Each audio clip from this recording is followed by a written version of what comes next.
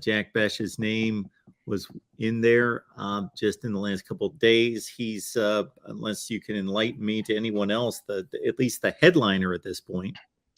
Yeah, so far LSU just hadn't really had any big transfers outside of Jack Bech. And look, if you play wide receiver at LSU, you know this can happen to you at any time. Obviously, the most shocking LSU story, Mark, has been Keyshawn Boutte's decision to come back when he would have been a first-round pick, no worse than a high second-round pick.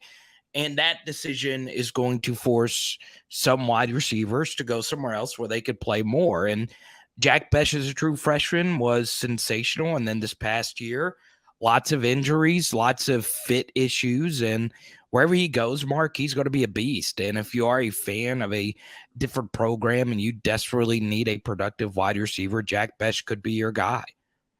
So LSU fans, like other fan bases, are going to be holding tight, hoping few others join the transfer portal. Do you expect many more subtractions?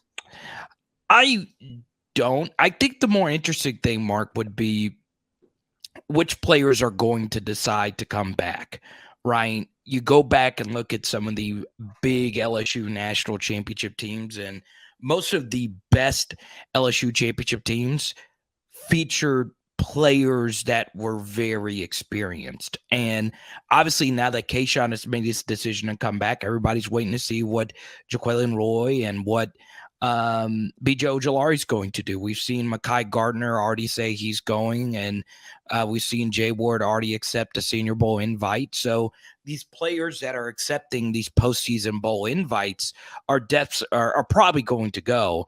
But as far as like the portal is concerned, there are some names that LSU is looking out for at this point. But I think the more interesting thing will be how many of the players that do enter the portal are players that are what I would consider primetime players. It's not just been Jack Bech, but everyone else that has entered the portal are guys that just didn't play a lot or were backup. So we'll see what happens. From a positional standpoint, in regards to LSU additions, what would be your priority list? Yeah, defensive back, and it's probably not really that close. Obviously, LSU is going to lose a lot of DBs. Jay Ward and Gardner, who we just mentioned. Converse, who's been a really big corner. If you're not familiar with him, he was a guy that was the difference maker in LSU's upset over Alabama. So he's going to be gone as well. And Joe Fouché is going to be gone. More than likely, Greg Brooks will leave as well. So they're going to have to rebuild this DB room again, Mark, through the transfer portal and also through recruiting. They have a high amount of DBs coming in this next crop, and they are the leaders right now for Javian Toviano and Desmond Ricks, both of which are top 50 overall DBs for the class of 2023.